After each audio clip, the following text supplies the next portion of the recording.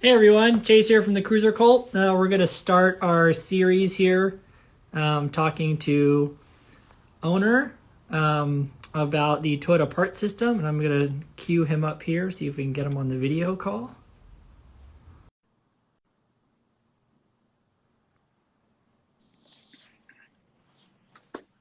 Hey, Hey, what's up, man? that was nice and smooth. Good to see you. Hey, how's it going? Good. So, hello everyone. Thank you for those who are watching and those who watch later. Today we're going to be starting a monthly series here with Onur talking about really cool and interesting tech and history in Toyota. And if you don't know Onur, you definitely should. If Toyota would give him an honorary PhD in Toyota tech and history, they definitely would. And today we're going to start off talking about the Toyota parts numbering system, and I guess its history and how you actually read the number, what it all means, which is super useful. And there's definitely power in those numbers. So thank you, Onur, for sitting down with us today and talking to us. Hello, can you hear me? Yes, easily. Okay, great. I wasn't sure. I have the headphones in. I'm in the shop, so there's a lot of echo. So if it's echoey, let me know. No, you sound Uh, great. yeah. So hi. Thanks for having me, Chase. It's Sunday, so I was doing laundry and all sorts of other fun things today. Um, so yeah, I think that I guess the best way to start off would be to see if you have any specific lead-off questions that you'd like to throw out to me to start, or I can just start in. It's up to you. I mean, if you wanna lead the discussion, that's fine.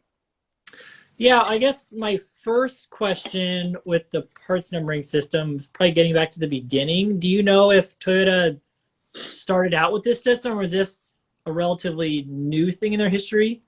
I'm So the guessing it's changed over time, correct? it has it's changed. It changed three times throughout the entire history of Toyota. The initial part numbering system that was pre-World War II was radically different than what was post-World War II. And that had a lot to do with Toyota suppliers and how Toyota had arrangements and agreements with different Toyota suppliers. So there was a differentiation between if the part came from a supplier versus whether the part was manufactured in-house, i.e., during that time, at least pre-war, it would have been at the Hanch plant, or formerly Camigo. But the modern 10-digit slash 12-digit Toyota part numbering system began in October of 1963. That's when it was instituted by Toyota only at Toyota. So that was only used at the mothership, and it was only utilized at the Toyota plants. So it was first off only instituted for manufacturing operations, so not for service parts support. Um, and in doing so, that allowed Toyota basically a lot of these types of things, especially the institution of a rational system like the 10-digit Toyota part numbering system, was done basically for was done basically during the mid to late 1960s Toyota push uh, toward developing what is called TQC, which is total quality control. And a part of being able to do that was to change everything within the entire manufacturing world of Toyota, from raw materials all the way through completed vehicles, and then into the sales side as well too. So everything was fully rationalized and everything was fully standardized across all levels of the Toyota system, manufacturing, sales, everything. So Toyota instituted the system in October of 1963. They won the Deming Award, the Deming Prize, in 1965, and then they won the Japan Quality Medal in 1970. So you can see a consistent development toward achieving, I guess the best way would be to put it would be hyper rationality in everything that they did. So when I say rationality, I'm not saying the thought process of rationality. I'm saying that basically uh, rationality in manufacturing is a standardization of all operational systems, a standardization of all specifications, a standardization of all processes. Everything basically is written down. And that's the interesting aspect of all of this, is that there's a historical antecedent precedent for the development of the 10-digit part numbering system, because AG Toyota specifically was very, very, very astute engineer, and really developed the push toward making sure everything was written down and that everything was codified. Obviously, we have our friend Taiichi Ohno, who everyone probably kind of has some idea of who he is. But he was the guy on the ground, basically whipping people into shape, literally whipping people into shape, throwing hammers at them, and he was a pretty awful person to work for, actually.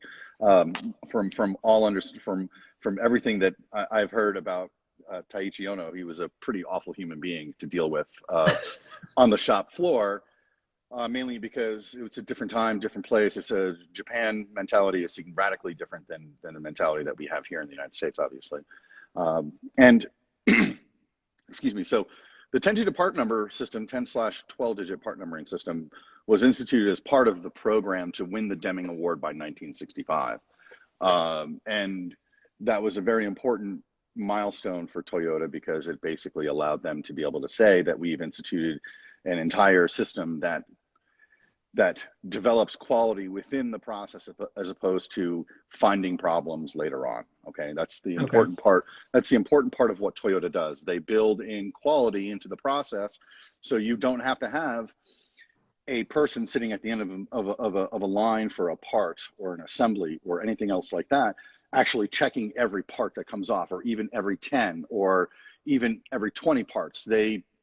They check very few parts, actually. They check very few vehicles beyond a very cursory inspection at the end of the line, because they've done the work and they've built in quality into the preceding processes before a part or a vehicle is assembled or delivered.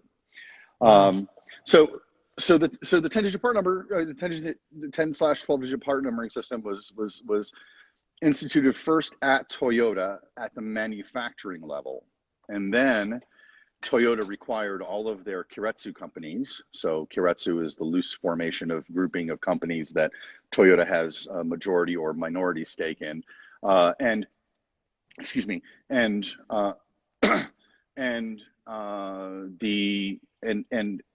so Toyota instituted first at their level, and then they basically required all of their group companies to institute a similar part numbering system. So Denso has their own part numbering system, Aishin has their own part numbering system, Toyota Gozai has their own part numbering system. All these companies have all these different part numbering systems, basically, that they all instituted after Toyota instituted the 10 or 12-digit part numbering system. The inherent strength of the Toyota part numbering system is its ability to be completely understood just by reading the number, i.e. the number is not arbitrary. There's nothing arbitrary about it.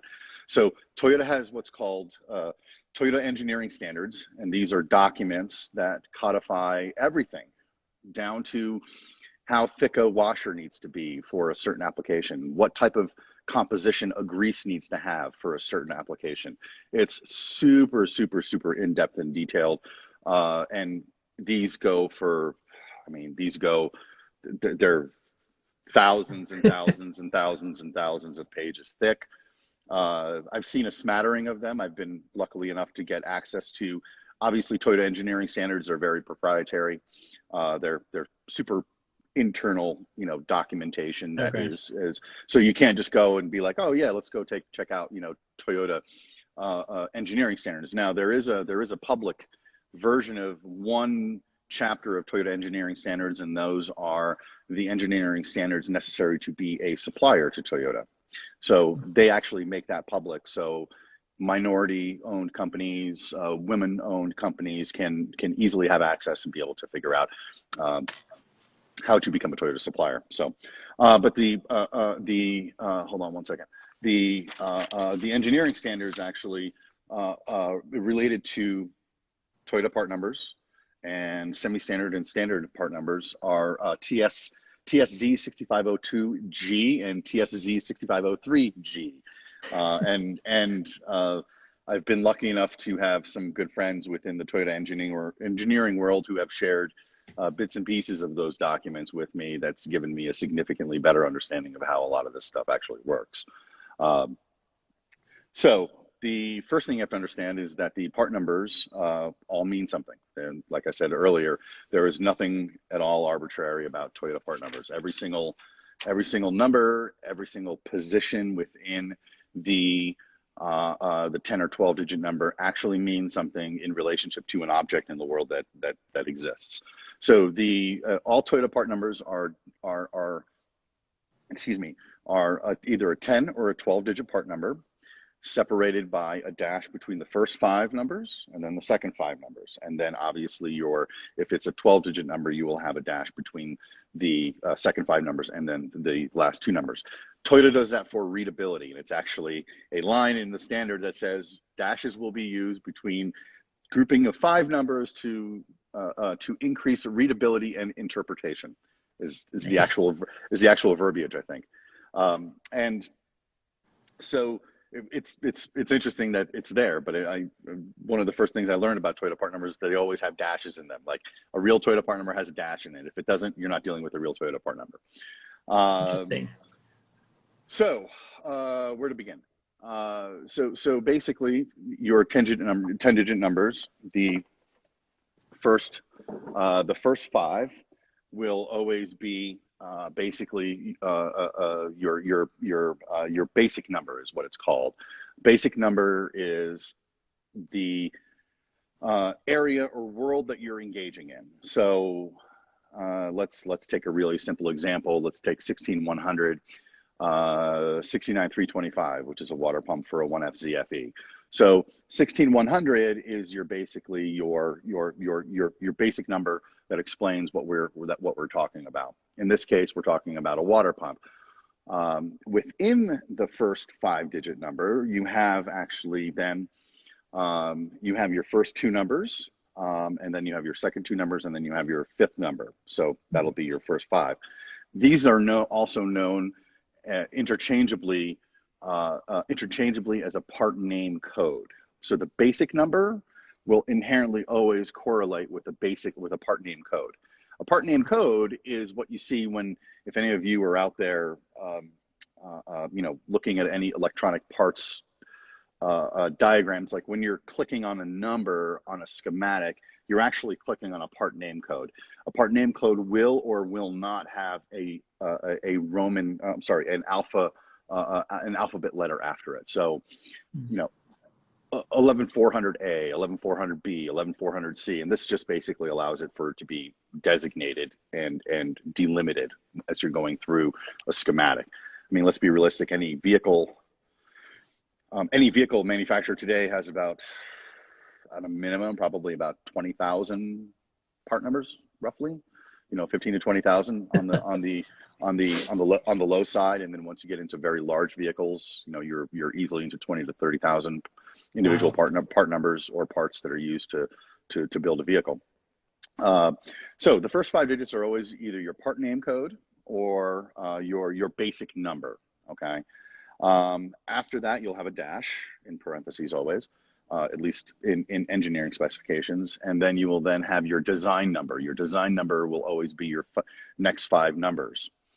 The design numbers are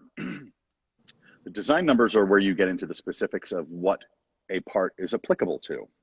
So the first 5 numbers will always be what the part is, i.e. where it lives on the vehicle. Is it an assembly? Is it a subassembly? Is it a semi-standard part? Is it a standard part? And then the second 5 digits will be the design number, basically. What is it applicable to? Where does it go on a vehicle? Where does it go on any series of vehicles? And then obviously now in certain situations, we have a further delimiting 2-digit part number at the end of the 10-digit part number. Initially, those were used to indicate like size of a jacket for example. Like if you were getting like a salesperson jacket would have a part number, and that would act the last the last two digits would be like the size of the jacket for the salesperson, or the size of the jacket for, you know, the parts professional or the mechanic, or the shirt size. Interesting. Then so that ended up being a catch-all in being able to provide a secondary almost a secondary substructure to a 10-digit part number. In modern Toyota part numbers, those two digits end up equaling, generally speaking, color, what color the part is. If we're talking about interior trim, obviously body panels and body parts do not come colored; they always come primed, and they will not have a color attached to them. But if we're thinking about, let's say, a seatbelt assembly, okay, so right-hand seatbelt, 73210, let's say 60332-B0. So the B0, and you know the B0 will indicate Bravo will be gray, and 0 will be the first gray color that Toyota used following the implementation of B. So formerly those were numbers. After the numbers got kind of worked over, Toyota went to letters to indicate different colors. Most of the time it's either tan, i.e. A's or E's, or grays, which are B's, and then C's, which generally end up being black. Okay. So a C0 will always end up being a black color. And those are basically your major colors that you see out there.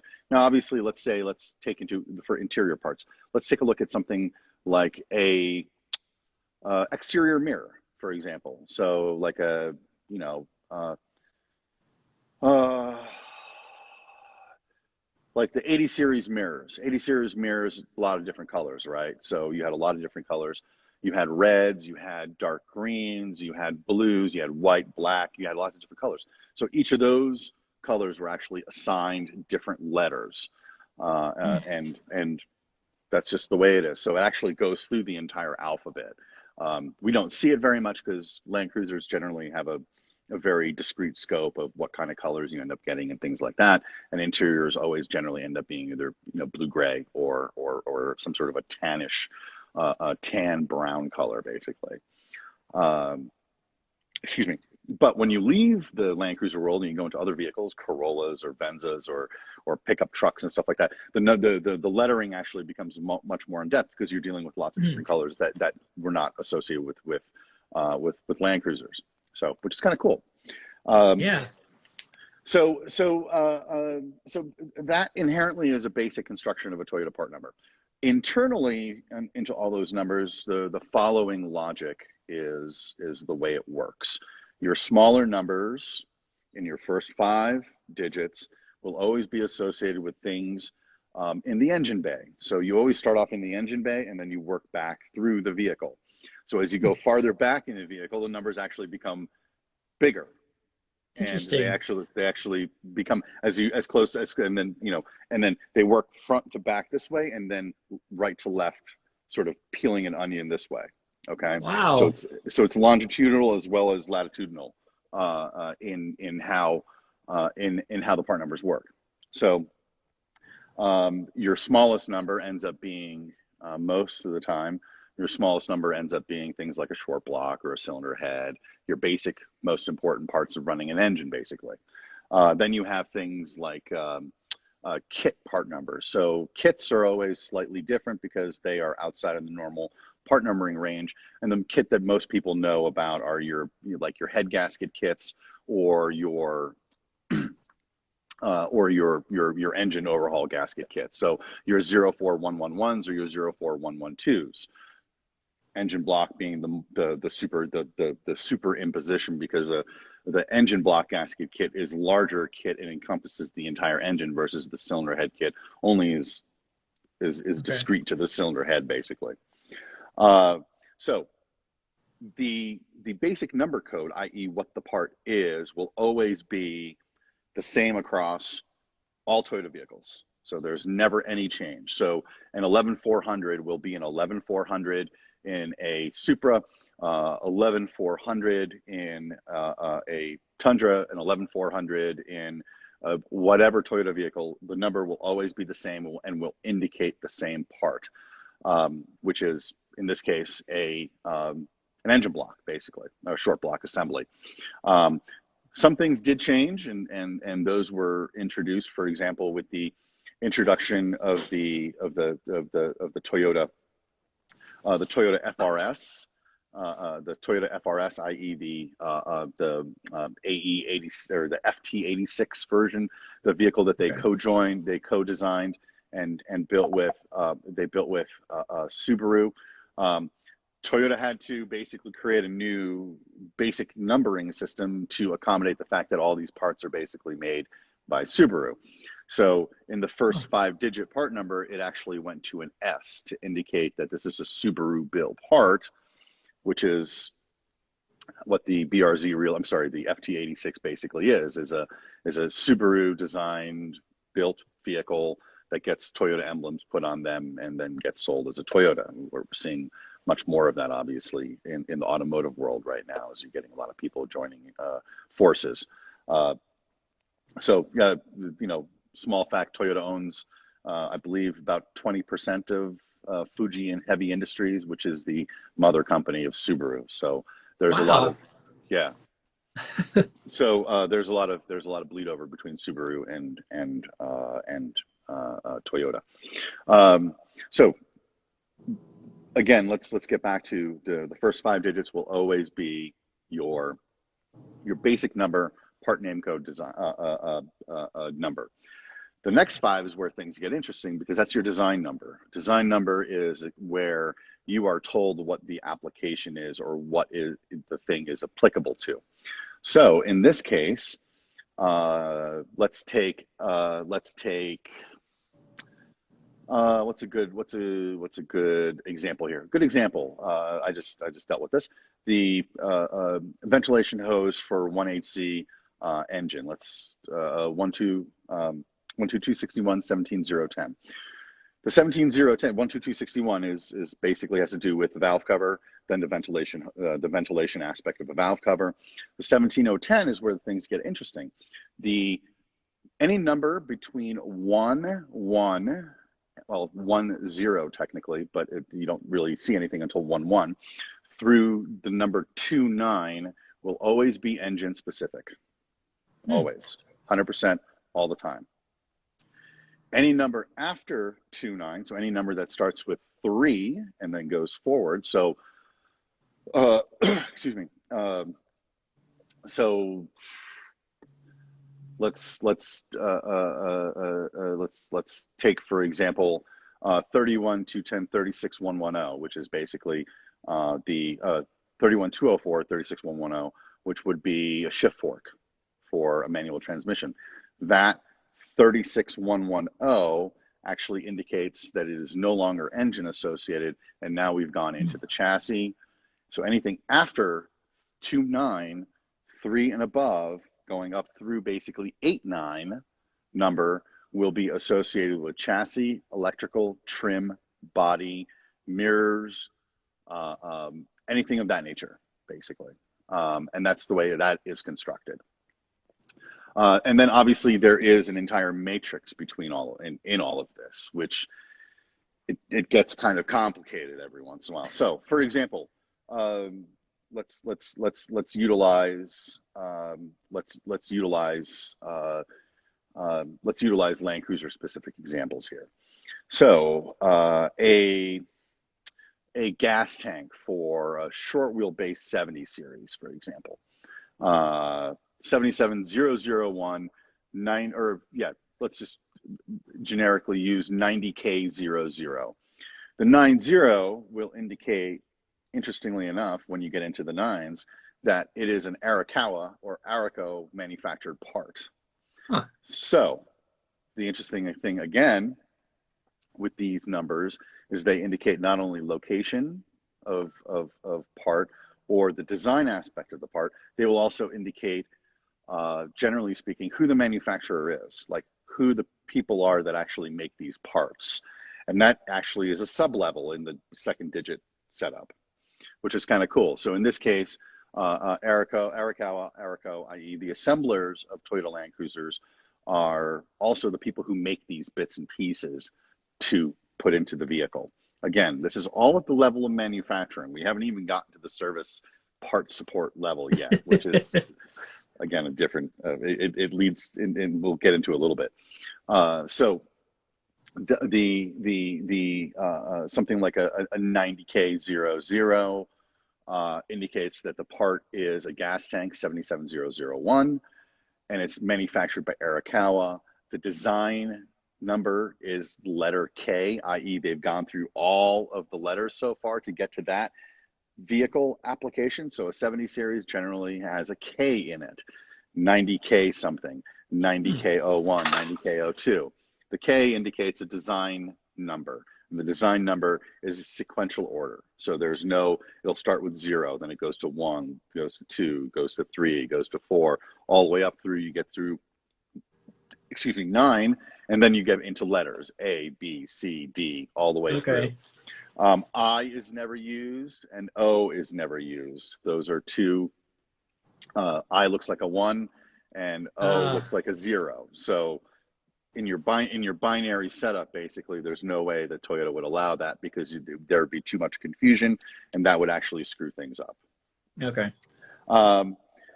So, for example, let me. I'm gonna refer to some documentation, mainly because I can't even remember this stuff most of the time. This is incredibly fascinating and detailed. Yeah, maybe more so than people want it to be, but sorry, hold on.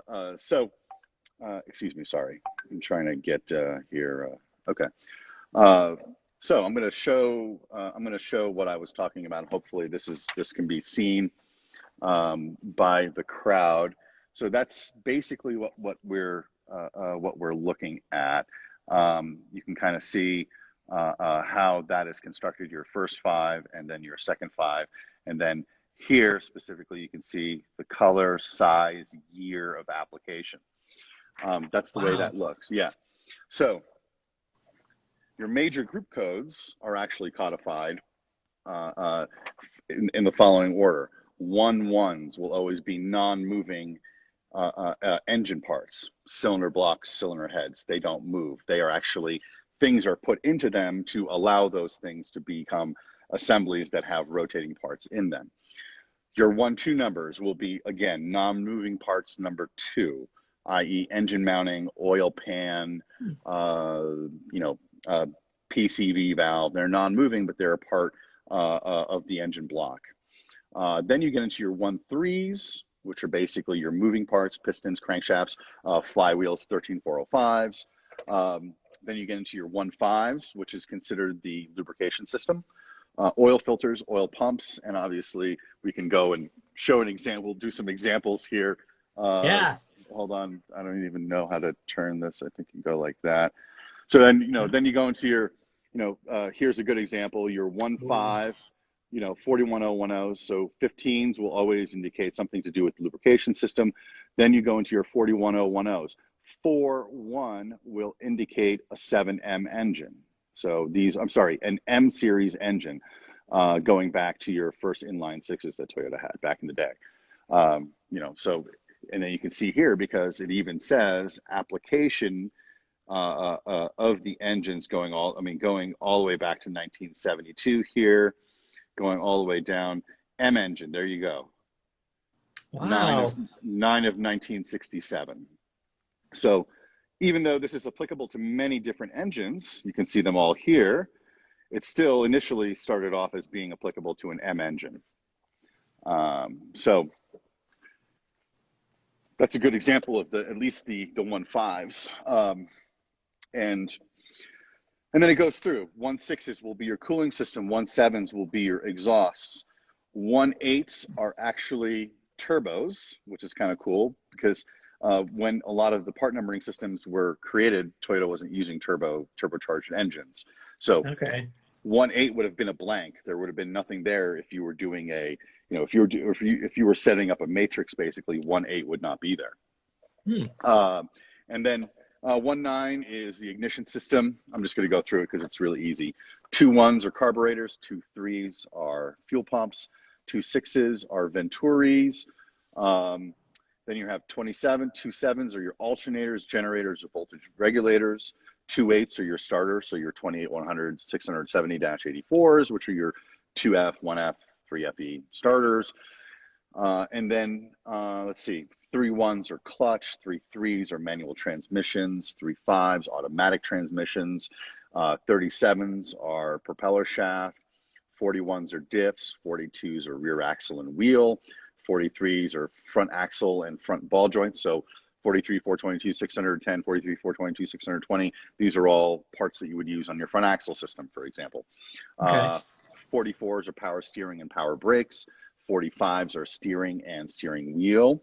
46s are brake number 1, all your vacuum brake parts. So brake master, brake booster would be a 46 410, for example.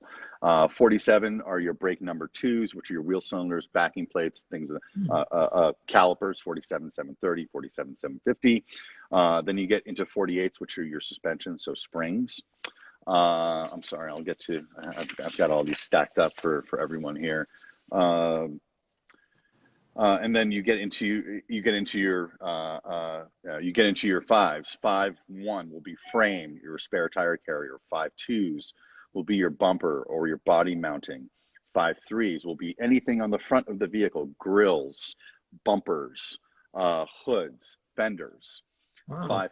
5-5s will be your cowl number 1, instrument panel and ventilators. 5-6 will be cowl number 2, windshield, any glass on the front. 5-7 will be anything to do with the floor. 5-8s will be floor panels and floor mats. Let's see, 6-1s will be anything that is a side member, anything to do with the side of the vehicle. 6-2, side number 2, quarter panels, trim boards, side ventilators. Then obviously you get into 6-3, which is roof. 6-4, which is the roof panel. 6-5 is interesting, trucks and special vehicles, which is interesting. So anything with a 6-5 in the design part number sort of area, a 6-5 is actually, interestingly enough, applicable to anything built by Toyota Auto Body, which is interesting. And for corporate designation, design designation, it's anything associated with big trucks and special vehicles, fire trucks, for example, or things like the Mega Cruiser are 65s. So when you look up a differential lock, a diff lock switch for a Mega Cruiser, it's actually basically the same switch, but has a different part number. So it will be actually 84725, 65010, which indicates that it's actually a special application built by Toyota Auto Body, which is very interesting. Cool. Then we get into 6-7, door panels, door hinges. 6-8s are door glass. 6-9s are door locks. 7-1s and 7-2s are seats and adjustable seats, any motors associated with them. 7-4s are all interior trim, especially associated with sun visors, things of that nature. 7-5 are exterior trim moldings. So your belt moldings, anything that's on those chrome moldings, like on 60s and 62s, those would be 7-5 numbers. And then 7-7s are all going to be fuel tank related. And then 7-8 will all be electrical linkages. I'm sorry, accelerator linkages. I apologize. So interestingly enough, you actually even have a special application design part number that indicates the old school, if you can see it, it says the Toyota Chinook and motorhome applicable to these years, which is kind of funny. Those were around back then. Obviously all your 8-1s through 8-9s are electricals, and then all your 9s are pretty much end up being hardware part numbers. Okay. Interesting. So that was like I just blew out a bunch of shit right there. So I apologize. No, it's really cool to see how organized they have made this system. Like, it all seriously gets down to the smallest stuff and tells you every step of the way where your journey is taking you with this part number. And the funny thing is, that's just for the stuff that you buy over the counter. I mean, the engineering standards go into way into depth, that actually this entire 10-digit part numbering system for the service parts, for the stuff that we buy over the counter from a Toyota dealership, actually has its own mirror system that actually is the opposite side of things. And it's actually based on all the design and engineering information, Wow. sourcing information, what the companies are, along with where the parts come from, what parts of the world, what countries are actually all given numbers as well too, who makes them, what plants they're made at, and down to even down to if there is a certain engineer associated with a specific part that actually can be put into a Toyota part number on the backside. Again, this mirrored system that is the engineering part numbering system. Again, they're mirrors, they're corollaries and run. They both operate at the same level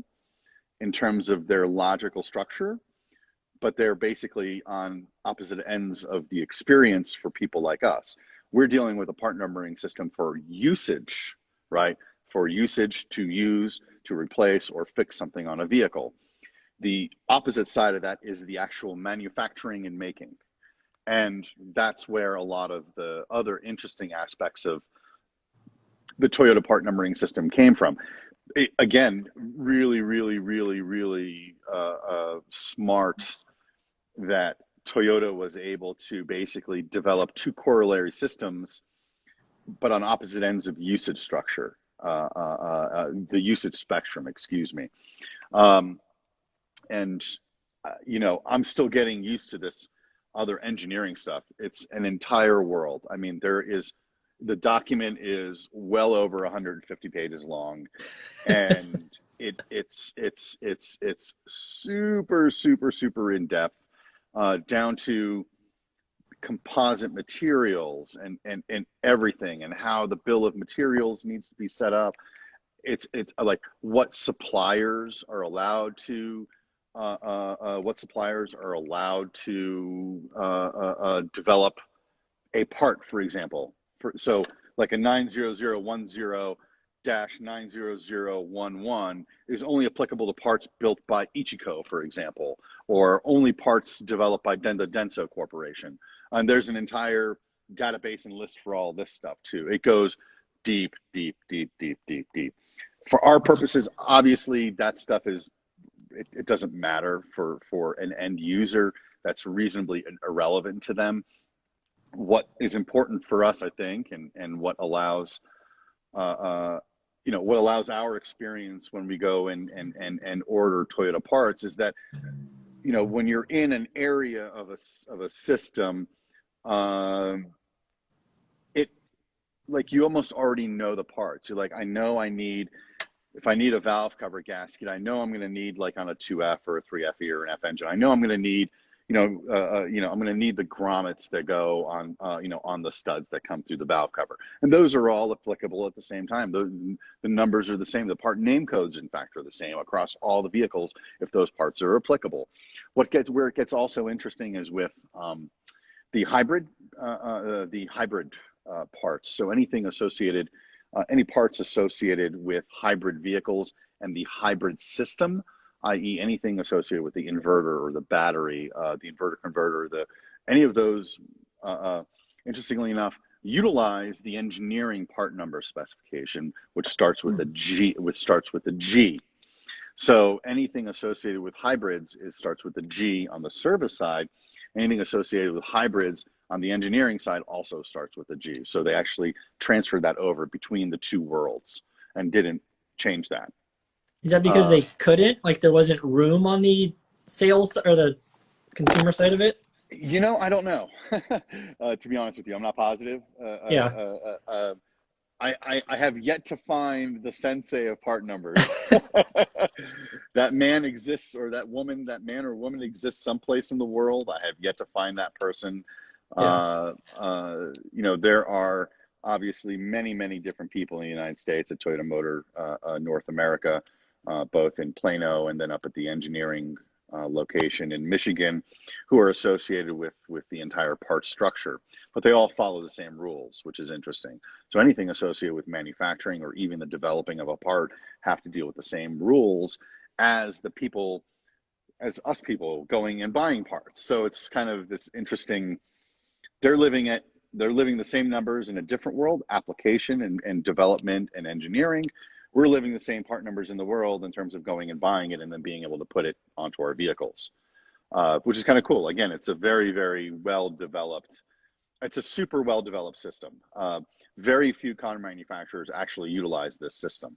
Nissan does, actually, a lot of the Japanese car manufacturers have a very similar logical structure, whereas the American manufacturers, like I believe Dodge, Mopar, like none of it means anything.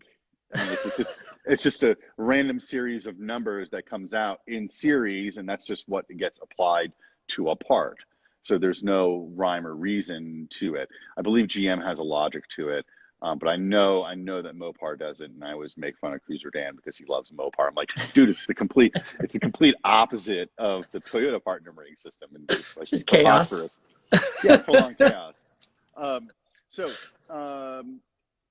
Yeah, I mean, it's very interesting from that point of view, and everything is delineated. So there's no real, like, every number means something. So there's nothing arbitrary. I always see these, why is this part number like this? It seems so totally arbitrary. What does that mean? It's not arbitrary whatsoever. It's actually quite built in to a structure because they had to. Like, the 10-digit part number system had to exist for Toyota to be able to do the types of things they were doing in the 1960s.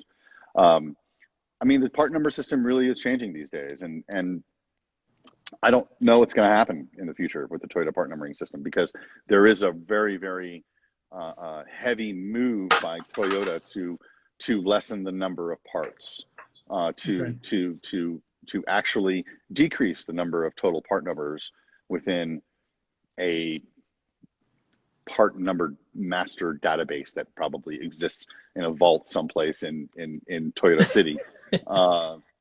And I'm unsure of what's going to happen to the part numbering system in the future. There are already a lot of letters being introduced into, like, if you go to newer vehicles, like go to a 2021 Tundra or something like that, or even a 2021 Venza, or any of those other types of passenger vehicles that Toyota has.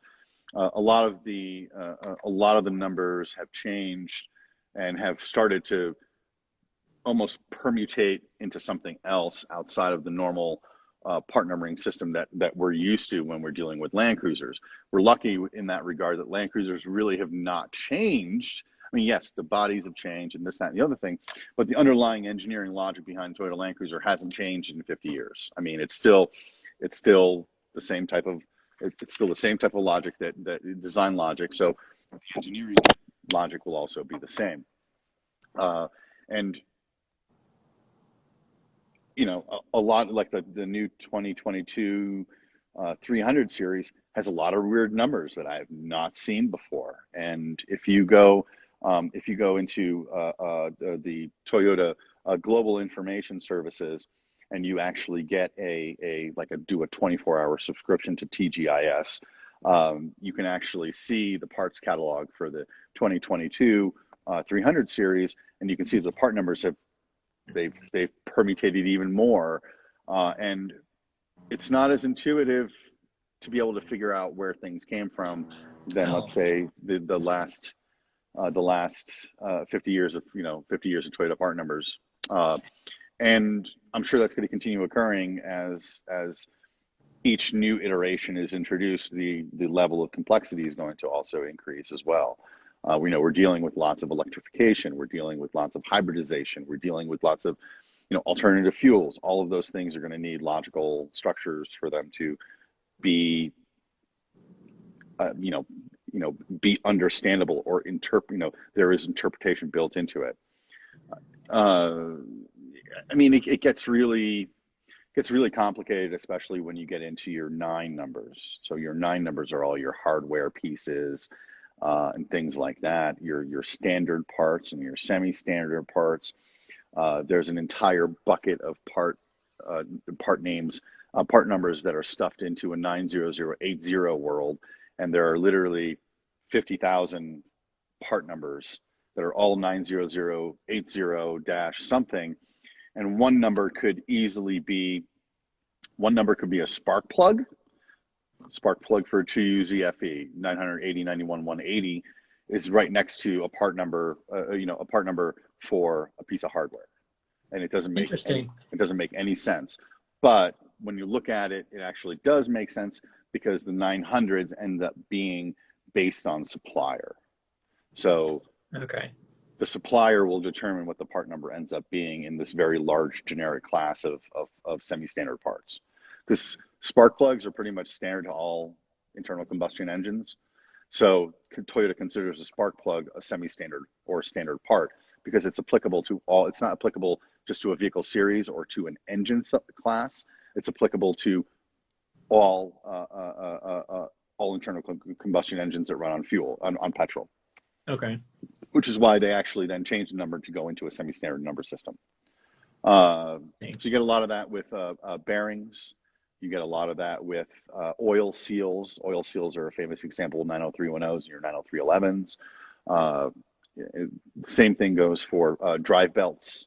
Those are all determined by a semi-standard or a standard part numbering nomenclature because of the fact that basically most vehicles require some drive system, right? They require some belting system. Obviously, hybrids are my hybrid Prius doesn't have a drive belt. So those things end up becoming classed in with semi-standard parts or standard parts. And those end up then becoming correlated with their actual manufacturer. Interesting.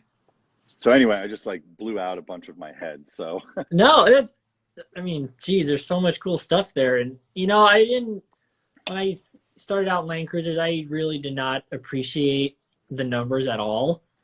And I think only following your threads and, the info you'd post on Mud every now and then, I realized there's actually a logic to it and you could figure stuff out if you understood what the numbers meant, even, doing it just total de novo if you're looking for a part, and we'll talk about hardware another time, but that's a good example. If you know what bolt you want, you can plug in the numbers in your head and you'll get pretty close or on the mark. So yeah, it's been a real learning experience for me personally. Or hunting down the trim. I first learned of the color codes then, the tan and the grays and the blacks. I was confused by the 12th digits there.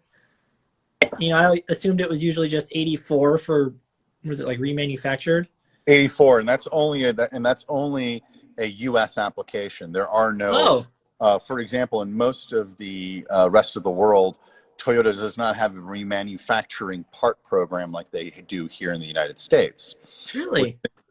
So the reason why remanufactured parts are called -84s is because the remanufactured part program in the United States started in 1984. That's awesome. So it designates the year.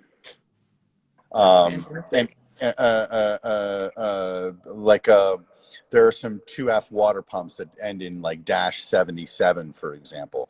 That's the year, for example, that they started certain things associated with water pumps that were basically year specific, 1977. Or a -83, again, that is applicable to a process or a system that started in 1983. For example. So if you go anywhere else in the world, any other parts departments and places in different markets, they don't have a remanufactured program that's ostensible, at least, where it's built into the part numbering system. They might make something up like they do with accessories, which end up becoming like PTRs or PT numbers, or PZ numbers, for example. In Australia and the GCC, a lot of the accessory parts start with PZ part numbers, and those designate accessory systems. Accessory components. So it's it's taken me a long time to figure this out. And I've had to do a lot of hunting to figure things out. And I've had to engage with lots of different people in the Land Cruiser community to figure things out and to glean knowledge from them. And that's that's a really good part about the cruiser communities. We do have a lot of really smart people in the cruiser community who contribute knowledge in their different ways. It was funny. I was talking to Jim C the other day, and we were talking about carb kits and things like that. And him and I immediately, we were like, oh yeah, 042. We started rattling off part numbers and it was, we both started laughing because we already immediately knew what the other person was talking about. So it's almost like an internal language that allows you to really correspond with other people who've been doing this. It's the same with someone like John Party. I met with him at Rubathon a number of years back, and we just sat down and started throwing part numbers out at each other, and that was really fun. Things like that, and it does really allow for a lot of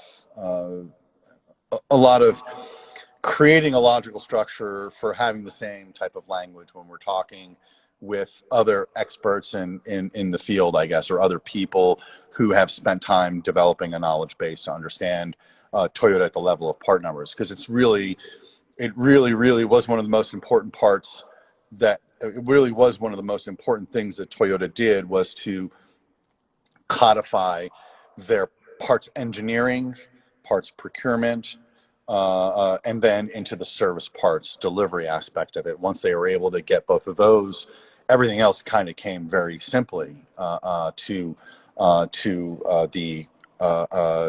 Toyota.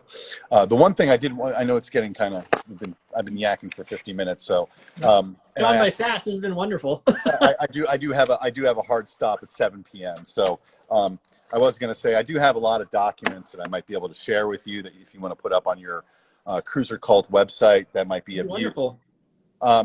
So there is a actual parts catalog.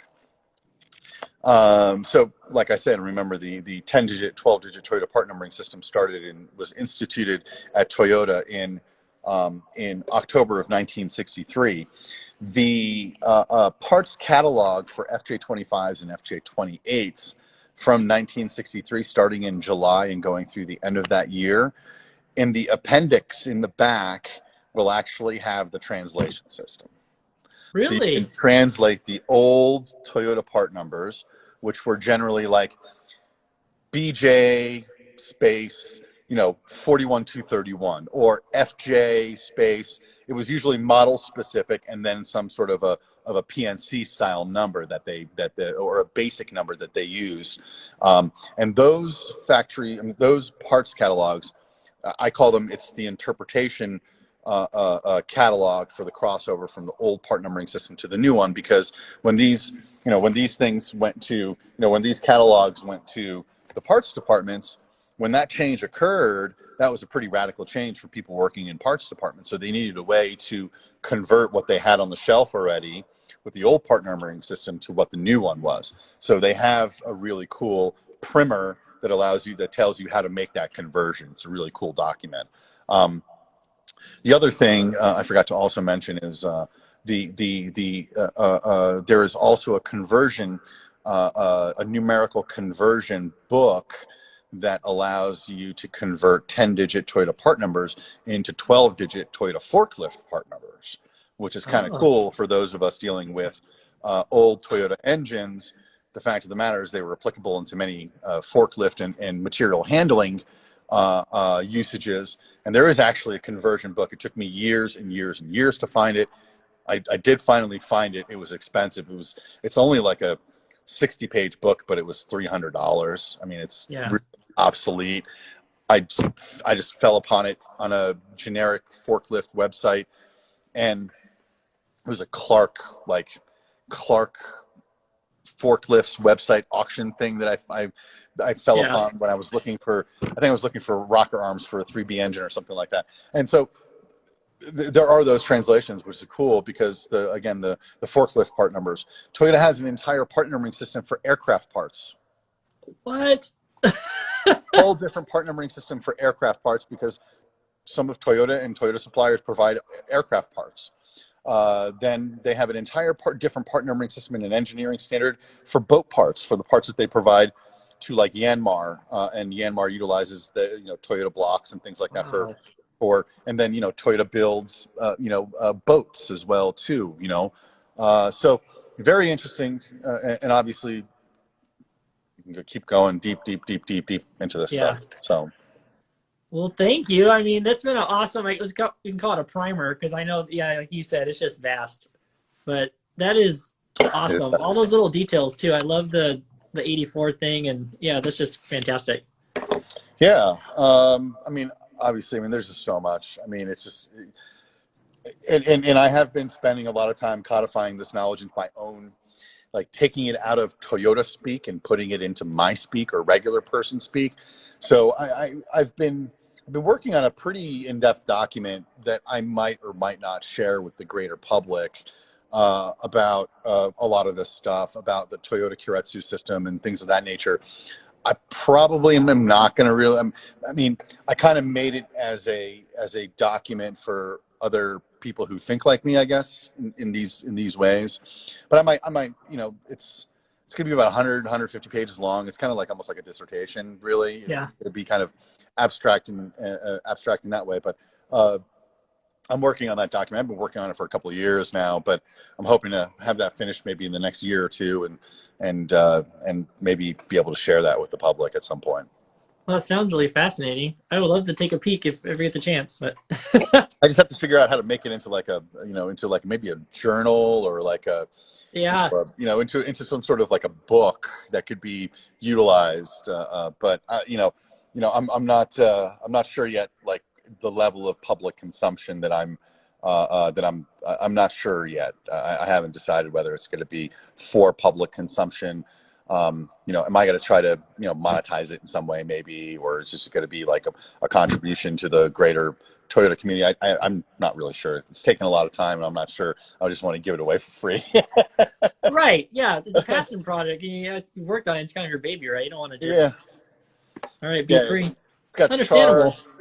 It's got charts. It's got lots of graphics with arrows and flow charts and matrices that I've built, and it's kind of like I said, it's pretty convoluted, and it's pretty complex in nature what I'm trying to get across, because it's both historical, it's both engineering, and then it delves more into interpretation and usage too. So I've built some case studies on how, for example, a part goes from an engineering one-page engineering document to an actual part, and then how it's utilized in the field, kind of thing. So it's kind of all over the place right now. I need to do a better job of bringing it together. You're a PhD, so you know all about how difficult these types of projects can get.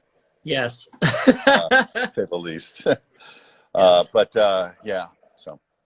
Awesome. Well, thank you so much, and I really appreciate it. This has been really fun. I wish you could keep talking because I know there's more, but yeah, I'll let you go. There's lots of fun stuff over here too. I wish I could have we can have some fun with some of the projects and stuff we have going on here, but maybe that's for next time. So yeah, that'd be awesome.